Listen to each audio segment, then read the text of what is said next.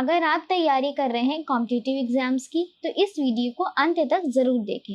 Hello everyone, this is Shikha and you are watching ePathshala. आज हम अपनी इस वीडियो में बात करेंगे आपातकाल के बारे में, यानी कि इमरजेंसी के बारे में।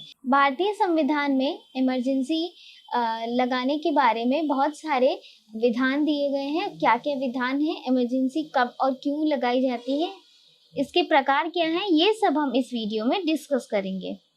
तो चलिए शुरू करते हैं हमारा वीडियो। सबसे पहले जान लेते हैं आपातकाल क्या होता है। तो आपातकाल क्या है? किसी भी लोकतांत्रिक देश में आपातकाल एक ऐसा संविधान है जिसका उपयोग देश की आंतरिक सुरक्षा की भावना से किया जाता है। यानी कि किसी भी डेमोक्रेटिक कंट्री में आपातकाल क्या है? एक ऐसा संविधान है जिसका उपयोग कब किया जाता है? जब देश में आंतरिक सुरक्षा की ज़रूरत होती है, यानी कि देश में शांति ना हो या फिर किसी तरह का कोई युद्ध होने वाला हो, बाहरी देश का आक्रमण हो या स्वयं देश में ही किसी प्रकार की अशांति हो, ऐसे टाइम पे इमरजेंसी लगाई जाती है। तो भारतीय संविधान के भाग 18 भाग में अनुच्छेद 352 से लेकर के 360 तक की आपातकाल के प्रावधान दिए गए हैं। आपातकाल की स्थिति में देश पूर्ण रूप से केंद्र सरकार के नियंत्रण में होता है। जनरली भारतीय संविधान है वो संघात्मक है, लेकिन आपातकाल की स्थिति में क्या होता है, जो संपूर्ण देश है उसकी शक्ति जो है वो एकात्मक हो जाती है। देश में आपातकाल केवल देश के राष्ट्रपति द्वारा ही लागू किया जा सकता है। यानी कि हमारे देश में आपातकाल की घोषणा और आपातकाल लागू करने का अधिकार सिर्फ राष्ट्रपति के हाथ में होता है। यदि देश में युद्ध की संभावना होती है तो उस स्थिति में आपातकाल की घोषणा की जा सकती है। आपातकाल के दौरान केंद्र सरकार के पास असीमित शक्तियां होती हैं जिसका उपयोग देश के कल्याण एवं सुरक्षा हेतु किया जाता है। यानी कि जब किसी बाहरी देश की आक्रमण की आशंका होती है, कोई वित्तीय संकट होता है या फिर देश में ही कोई अशांति होती है, ऐसी स्थिति में आपातकाल का यूज किया जा सकता है। आपातकाल की स्थिति में संपूर्ण शक्ति जो है वो केंद्र सरकार में स्थापित हो जाती है, इसलिए केंद्र सरकार के पास असीमित शक्तियां हो जाती हैं जिसका उपयोग वो देश के कल्याण और उसकी सुरक्षा के लिए करता है। आगे बात करते हैं आपातकाल कितने प्रकार का होता है। तो आपातकाल जो है वो 3 प्रकार का होता है। पहला है राष्ट्रीय आपातकाल। राष्ट्रीय आपातकाल को अनुच्छेद 352 में जगह दी गई है। और दूसरा है अनुच्छेद 356, जिसके अंतर्गत आता है आपातकाल राज्य में। यानी कि किसी राज्य में जब किसी प्रकार का संकट हो, वित्तीय संकट हो या कोई आक्रमण की आशंका हो या किसी चीज को लेकर कोई विवाद हो, तो ऐसी स्थिति में वहां पर राष्ट्रपति शासन लागू होता है और ये सब अनुच्छेद 356 के अंतर्गत आता है। थर्ड है वित्तीय आपातकाल। यानी कि जब देश में या किसी राज्य में वित्तीय संकट उत्पन्न होता है, ऐसी स्थिति में वित्तीय आपातकाल लागू किया जाता है। वित्तीय आपातकाल अनुच्छेद 360 के अंतर्गत आता है। आगे बात कर लेते हैं आपातकाल के कारण क्या होते हैं। देश की अखंडता, एकता एवं सुरक्षा को ध्यान में रखते हुए देश के संविधान में कुछ ऐसे प्रावधान बनाए गए हैं जिसके तहत केंद्र सरकार बिना किसी रोक टोक के कभी भी देश में आपातकाल को लागू कर सकती है। हमारे देश की अखंडता, एकता और सुरक्षा संपूर्ण तरीके से बनी रहे, इसके लिए संविधान में कुछ प्रावधान किए गए हैं जिसके अंतर्गत जो केंद्र सरकार है वो बिना किसी रोक टोक के किसी संकट के समय हमारे देश में आपातकाल को लागू कर सकती है। यदि किसी देश को युद्ध की आशंका होती है तो इस स्थिति में देश के राष्ट्रपति द्वारा आपातकाल की घोषणा कर दी जाती है।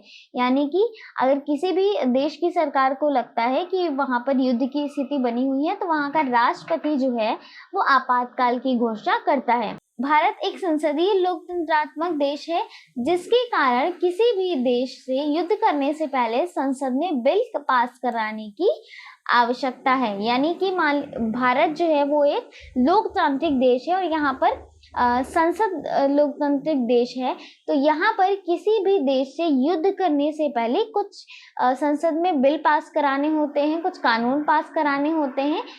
परंतु आपातकाल की स्थिति में देश के संविधान में कुछ ऐसे प्रावधान दिए गए हैं जिससे केंद्र सरकार देश के हित में अपने हिसाब से फैसला लेने में समर्थ हो जाती है। यानी कि अगर बिल पास कराने के लिए कोई कंट्री वेट करती है तो तब तक काफ़ी ज़्यादा नुकसान हो चुका होगा। इसलिए किसी आपातकाल की स्थिति में संसद से बिल पास कराना तुरंत ज़रूरी नहीं होता है। यानी कि आपातकाल की स्थिति है तो कुछ समय बाद बिल को पास कराया जा सकता है और ऐसी स्थिति में केंद्र सरकार जो है वो देश के हित में आपातकाल लागू कर सकती है और सरकार अपने हिसाब से फैसला ले सकती है।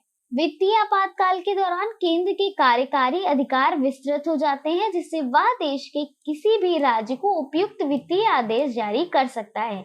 यानी कि आपातकाल की स्थिति में केंद्र सरकार के जो अधिकार है वो अधिक विस्तृत हो जाते हैं और वित्तीय सहायता के लिए वो किसी भी राज्य को आदेश जारी कर सकती है। वित्तीय आपातकाल में राज्य कर्मचारियों के हर वर्ग के व्यक्तियों के वेतन और भत्ते में कमी आ जाती है। यानी जितनी सैलरी नॉर्मली लोगों को दी जाती है अधिकारियों को, आपातकाल के समय, वित्तीय आपातकाल के समय उन कर्मचारियों की सैलरी और वेतन भत्ते जो हैं उनमें कमी आ जाती है। आपातकाल की स्थिति में चुनाव को स्थगित कर दिया जाता है। यानी किसी राज्य में या देश में कहीं भी चुनाव होने वाले हैं उसे स्थगित कर दिया जाता है और नागरिकों के अधिकारों को भी समाप्त कर दिया जाता है। केवल मौलिक अधिकार अनुच्छेद 20 और 21 में जो दिए हैं उन्हें छोड़ करके जितने भी मौलिक अधिकार वर्णित हैं उन सभी के अधिकारों को, नागरिकों के अधिकारों को समाप्त कर दिया जाता है। आपातकाल लागू होने के बाद राज्य की कार्यपालिका शक्ति केंद्र कार्यपालिका शक्ति के अंतर्गत कार्य करती है। आपातकाल उद्घोषणा के लागू होने के पश्चात भारत का संविधान संघात्मक से एकात्मक संविधान हो जाता है। यानी कि यहाँ पर राज्य बटे हुए हैं और सभी राज्य के पास अपने अपने कुछ अधिकार हैं। तो आपातकाल की स्थिति में ये सभी राज्यों के अधिकार जो है वो खत्म हो जाते हैं और सारी शक्ति जो है वो केंद्र सरकार के हाथ में आ जाती है। तो जो भारत का संविधान है वो आपातकाल की स्थिति में संघात्मक से एकात्मक संविधान में परिवर्तित हो जाता है। आपातकाल की स्थिति में राज्यों को सरकार द्वारा वित्तीय सहायता प्राप्त होती है जिसे राष्ट्रपति स्वयं अपने हिसाब से परिवर्तित कर सकता है। यानी कि जब आपातकाल की स्थिति होती है तो सभी राज्यों की सरकारें जो हैं वो अपने अपने हिसाब से अपने अपने अकॉर्डिंग वित्तीय सहायता देती है केंद्र सरकार को और राष्ट्रपति उसे अपने हिसाब से उस वित्तीय राशि को कहीं भी स्पेंड कर सकता है। अब बात कर लेते हैं भारत में आपातकाल कब कब लागू हुआ और कितनी बार लागू हुआ। तो बात करें तो भारत में कुल 3 बार अभी तक 2022 तक की कुल 3 बार राष्ट्रीय आपातकाल लागू हो चुका है। तो क्या क्या वो डेट्स हैं और कौन कौन सी सिचुएशंस में वो लागू हुआ। तो जब पहली बार आपातकाल लागू हुआ 26 अक्टूबर 1962 को, जब भारत चीन का युद्ध चल रहा था और ये भारत चीन युद्ध से लेकर के ये आपातकाल भारत पाकिस्तान के युद्ध तक चला। यानी कि ये 1962 से लेकर के 1968 तक ये आपातकाल लागू रहा।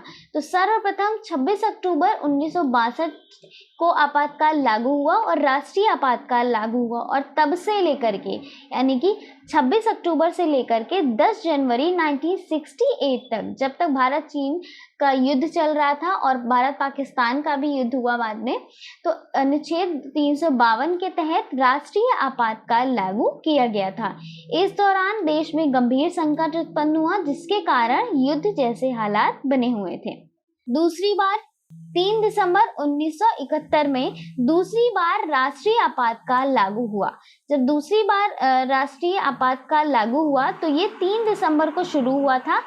3 दिसंबर 1971 में शुरू हुआ और 17 दिसंबर 1971 को इसे हटा दिया गया। दूसरे आपातकाल के दौरान बांग्लादेश मुक्ति संग्राम छिड़ गया और पाकिस्तान द्वारा हमलों को ध्यान में रखते हुए प्रधानमंत्री श्रीमती इंदिरा गांधी के आह्वान पर देश के राष्ट्रपति वीवी गिरी द्वारा आपातकाल की घोषणा की गई थी। यानी कि हमलों के डर से जो है देश में राष्ट्रीय आपातकाल दूसरी बार लागू किया गया। तीसरी बार राष्ट्रीय आपातकाल कब लगा? तो 25 जून 1975 को लगा। इसे हमारे देश का काला वक्त भी कहा जाता है, 25 जून 1975 को, क्योंकि इस समय जो राष्ट्रीय आपातकाल लगा वो इंदिरा गांधी के अपने तुष्टीकरण के लिए उन्होंने आपातकाल लगाया था, ऐसा माना जाता है। भारत में तीसरा आपातकाल 25 जून 1975 से लेकर के 21 मार्च 1977 तक लगाया गया, जो कि बहुत ही लंबा समय था। तो तत्कालीन राष्ट्रपति फखरुद्दीन अली अहमद ने, तत्कालीन भारतीय प्रधानमंत्री इंदिरा गांधी जी थी, उन्हीं की सलाह पर यह आपातकाल लगाया गया। स्वतंत्र भारत के इतिहास में यह आपातकाल सबसे विवादास्पद एवं अलोकतांत्रिक माना जाता है और इस आपातकाल के बाद हमारे संविधान में आपातकाल से जुड़े जो विधान थे, जो प्रावधान थे, उसमें काफी ज्यादा चेंजेस लाए गए, क्योंकि ये जो राष्ट्रीय आपातकाल था इसको लोग अलोकतांत्रिक और अत्यंत विवादास्पद मानते हैं। इस अवधि के दौरान चुनाव को स्थगित कर दिया गया और देश के नागरिकों के अधिकारों को समाप्त कर दिया गया और उस समय सरकार ने अपनी मनमानी के लिए ये आपातकाल लगाया था। आपातकाल के महत्वपूर्ण बिंदुओं के बारे में चर्चा कर लेते हैं। भारत के राष्ट्रपति आपातकाल की घोषणा कर सकते हैं यदि उन्हें आश्वासन दिया जाता है कि यह उचित है और किसी भी राज्य के प्रशासन के डायरेक्ट चार्ज के अंतर्गत लिया गया है। यानी कि हमने पहले भी बात की है कि जब भी देश में आपातकाल की घोषणा करनी होती है तो उसकी घोषणा सिर्फ भारत का या उस देश का राष्ट्रपति ही कर सकता है। राष्ट्रपति को आपातकाल घोषित करने से पहले कैबिनेट से लिखित सिफारिश लेनी होती है, यानी कि जो कैबिनेट है उसकी लिखित सिफारिश के बाद ही देश में आपातकाल लागू किया जा सकता है। संविधान के भाग 18 में अनुच्छेद 352 से लेकर के 360 तक आपातकाल के प्रावधानों का उल्लेख किया गया है। ये सभी प्रावधान केंद्र सरकार को किसी भी असामान्य स्थिति से निपटने में सक्षम बनाती है।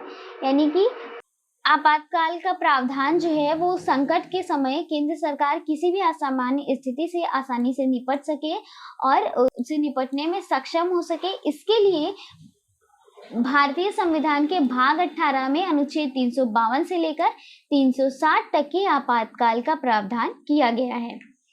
आपातकाल के समय केंद्र सरकार शक्तिशाली हो जाती है और राज्य केंद्र के कुल नियंत्रण में चले जाते हैं, यानी कि सारी शक्तियां जो हैं वो राज्य सरकार से केंद्र सरकार को ट्रांसफर हो जाती है और राज्य के पास कोई भी नियंत्रण नहीं बचता। यह संविधान के किसी भी औपचारिक संशोधन के बिना लोकतंत्र के संघीय ढांचे को एकात्मक में परिवर्तित कर देता है। यानी कि पहले भी हमने डिस्कस किया है कि जो संघीय ढांचा है भारत का, उसे यह आपातकाल की स्थिति में एकात्मक ढांचे में परिवर्तित कर देता है। सामान्य समय के संघीय व्यवस्था से आपातकाल के दौरान एकात्मक राजनीतिक व्यवस्था में इस तरह का परिवर्तन भारतीय संविधान की एक अनूठी विशेषता है। ऐसे ही रोचक वीडियोस के लिए आप हमारे चैनल को सब्सक्राइब करें। आप हमारे चैनल पर देख सकते हैं सीडीपी, कंप्यूटर और जीएस से रिलेटेड वीडियोस। तो अगर आपकी कोई स्पेशल डिमांड है तो आप हमारे कमेंट बॉक्स में ज़रूर टॉपिक को लिखकर बताएं। आप हमें ज्वाइन कर सकते हैं टेलीग्राम, फेसबुक और इंस्टाग्राम पर। Thank you.